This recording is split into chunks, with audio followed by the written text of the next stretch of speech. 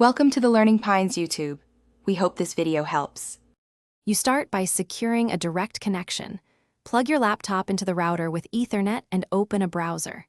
Enter the router IP and log in with admin credentials. If you don't have them, check the device label or your documentation. Once logged in, locate the router's backup or export function and save a copy of the current configuration.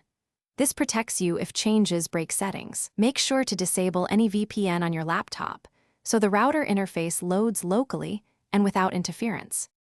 Once done with the backup, navigate to wireless or Wi-Fi settings and pick the band you need to change.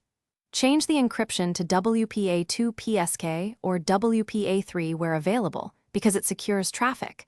Then type a new strong password. Use at least 12 characters mixing letters, numbers, and symbols.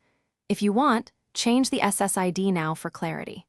After editing, click Apply or Save and allow the router a minute to commit changes and restart its wireless services so clients can reconnect with the new credentials.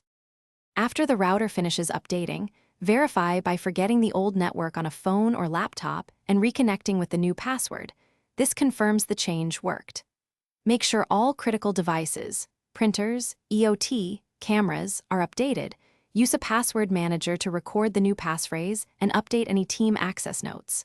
If something goes wrong and you cannot log in, use the router's hardware reset as a last resort. Then restore your saved configuration and reapply the new Wi-Fi settings to avoid reconfiguring everything by hand. Thanks for watching. Consider subscribing if we helped you.